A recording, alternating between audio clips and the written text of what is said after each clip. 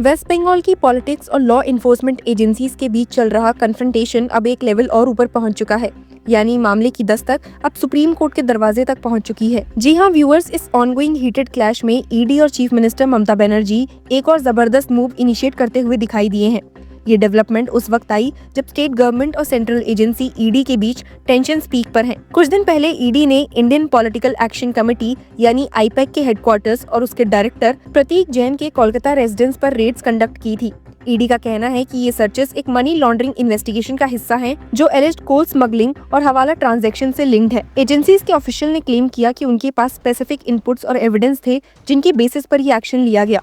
इस पूरे एपिसोड ने तब और ज्यादा ड्रामेटिक टर्न ले लिया जब खुद chief minister Mamata Banerjee red के दौरान आईपैक के प्रीमाइसेस पर पहुंच गई। पुलिस ऑफिशियल्स के साथ उनका वहां आना और फिर कुछ डॉक्यूमेंट्स और इलेक्ट्रॉनिक डिवाइसेस अपने साथ ले जाना ईडी के मुताबिक उनके लॉफुल सर्च ऑपरेशन में डायरेक्ट इंटरफेरेंस था। एजेंसी ने इसे सिर्फ प्रोसीजरल हर्डल नहीं बल्कि ऑब्स्ट्रक्शन ऑफ जस्टिस के रूप में देखा। हालांकि मामला ऑलरेडी कलकत्ता हाईकोर्ट में मेंशन हो चुका है, जिसकी गूंज अब पॉलिटिकल और लीगल लैंडस्केप में तेजी से गूंज रही है। लेकिन इसी बीच सुप्रीम कोर्ट की इस लेटेस्ट डेवलपमेंट ने भी हवा पकड़ ली। आपको जानकर बिल्कुल भी हैरानी नहीं होगी कि इन्फोर्समेंट डायरेक्टरेट ने सैटरडे को आईपैक रेड्स केस में waste Bengal chief minister Mamata Banerjee के खिलाफ सुप्रीम कोर्ट का दरवाजा खटखटाया। एजेंसी ने आर्टिकल 32 पिटीशन फाइल करते हुए पूरी घटनाओं की टाइमलाइन कोर्ट को बताई और कहा कि स्टेट मशीनरी के इंटरफेरेंस की वजह से उसका फेयर इन्वेस्टिगेशन का राइट अफेक्ट हुआ। ईडी ने अपनी पिटीशन में इस पूरे मैटर की सीबीआई इंक्वायरी करवाने की भी मांग की है, लेकिन इसी के पलटवार में वेस्ट बंगाल सरकार ने भी सुप्रीम कोर्ट में एक केवियट फाइल की है, जो एक तरह का एडवांस लीगल नोटिस होता है।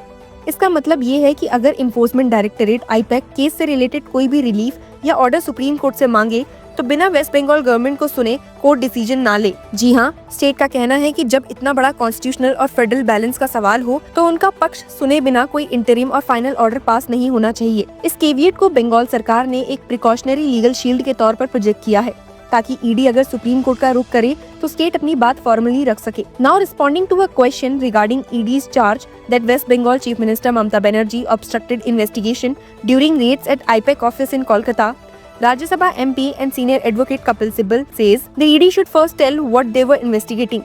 If they wanted documents related to coal scam, at the least this is what newspapers report, then they should have asked for access to computers. We will is if there is any information regarding coal scam. इस पूरी controversy के बीच तृणमूल कांग्रेस और IUPAC दोनों ने पहले ही Calcutta high court का दरवाजा खटखटा दिया था, जहां उन्होंने ईडी की रेड्स की लीगैलिटी को चैलेंज किया। साथ ही ईडी ने भी हाई कोर्ट का रुख किया और अर्जेंट हियरिंग की डिमांड की, ये कहते हुए कि उनके ऑफिसर्स को रेड के दौरान ऑब्स्ट्रक्ट किया गया और चीफ मिनिस्टर ने खुद एविडेंस हटा दिया। आपको बता दूं कि ईडी ने कलकत्ता हाई कोर्ट को बताया था कि सर्चेस टोटल 10 लोकेशंस पर हो रही थी, जिसमें से 6 कोलकाता में और 4 दिल्ली में थी। एजेंसी ने अपनी फाइलिंग में डिटेल में बताया है that during the search, the Deputy Commissioner of Police South Kolkata and the officer in charge of Sarani Police Station arrived at one of the sites to verify the officials' identities. Shortly thereafter, the Commissioner of Police Kolkata, along with several officers, also entered the premises. They were briefed about the proceedings by the authorized officer who showed his identity card. ED का कहना है कि शुरुआत में सब कुछ peaceful और professional manner में चल रहा था, लेकिन सिचुएशन तब बिगड़ गई जब चीफ मिनिस्टर वहां पहुंची। एजेंसी ने कहा, proceedings were being conducted in a peaceful and professional manner until West Bengal Chief Minister Ms. Mamata Banerjee arrived with a significant number of police officials. Ms. Banerjee entered Prateek Jain's residence and took away key evidence including physical documents and electronic devices. Her convoy then moved to IPAC office where she, her aides and the state police personnel forcibly removed physical documents and electronic evidence. ED का ये भी कहना है कि इस तरह के action से उनकी इन्वेस्टिगेशन डायरेक्टली कॉम्प्रोमाइज हुई है और prevention of money laundering act यानी पीएमएलए के तहत चल रही प्रोसीडिंग्स में सीरियस रुकावट आई है। एजेंसी ने ये भी क्लैरिफाई किया कि उनका ऑपरेशन किसी पॉलिटिकल पार्टी को टारगेट करने के लिए नहीं था। उन्होंने कहा, no party office has been searched, the search is not linked to any election and is a part of regular effort against money laundering. The searches are conducted strictly in accordance with the established legal safeguards. दूसरी तरफ ममता बनर्जी ने ED के allegations को outrightly reject कर दिया है।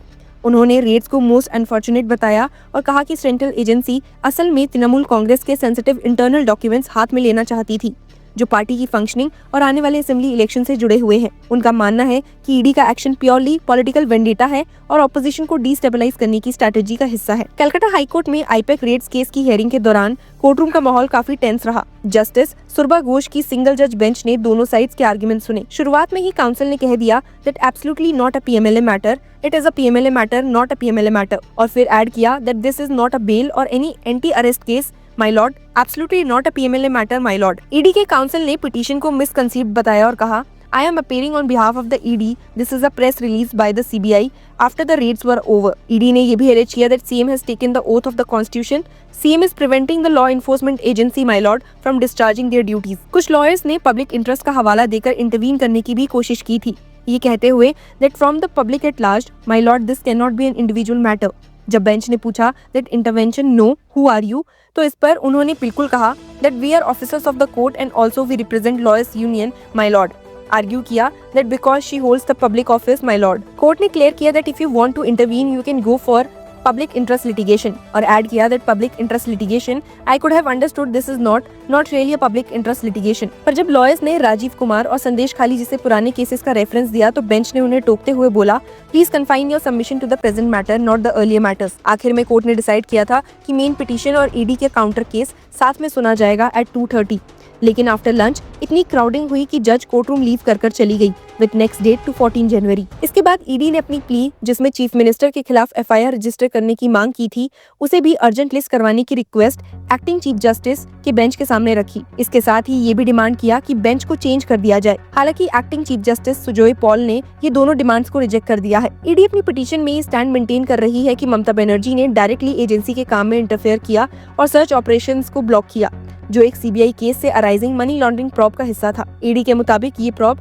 कोल smuggling के suspected proceeds of crime और पॉसिबल हवाला रूट से लिंक्ड है, जिसमें आईपैक का नाम इन्वेस्टिगेशन के दौरान सामने आया था। इस सब के बीच में बंगाल गवर्नमेंट का सुप्रीम कोर्ट में केविएट फाइल करना इस बात का सिग्नल है कि ये लीगल और पॉलिटिकल बैटल अब सिर्फ कलकत्ता हाई कोर्ट तक लिमिटेड नहीं रहेगी। अगर ईडी भी सुप्रीम कोर्ट जाती है तो स्टेट ऑलरेडी प्रिपेयर्ड है अपना वर्जन रखने के लिए। पॉलिटिकल ऑब्जर्वर्स कह रहे हैं कि ये सिर्फ एक इन्वेस्टिगेशन का मामला नहीं रहा, बल्कि सेंटर और स्टेट के बीच पावर बैलेंस, फेडरल स्ट्रक्चर और कॉन्स्टिट्यूशनल अथॉरिटी का टेस्ट बन चुका है। एक तरफ ईडी का कहना है कि वो अपनी ड्यूटी परफॉर्म कर रही है और लॉ के मुताबिक एविडेंस बेस्ड एक्शन ले रही है, तो दूसरी तरफ ममता बनर्जी और टीएमसी इसे पॉलिटिकल हैरेसमेंट और इलेक्शन से पहले प्रेशर टेक्टिक्स बता रहे हैं। कोर्टरूम में चल रही तीखी आर्ग्यूमेंट्स, लॉयर के बीच हीटेड एक्सचेंजेस और चीफ मिनिस्टर पर लग रहे सीरियस एलिगेशंस ने इस कंट्रोवर्सी को सिर्फ लीगल नहीं बल्कि एक फुल ब्लोन पॉलिटिकल शोडाउन बना दिया है। अब सबकी नजर 14 जनवरी पर टिकी हुई है, जब कलकत्ता हाई कोर्ट इस मैटर को दोबारा सुनेगी। साथ ही ये भी देखना बाकी है कि सुप्रीम कोर्ट इस मामले में क्या स्टैंड लेता है। फिलहाल के लिए एक बात क्लियर है कि आईपैक रेड्स का इशू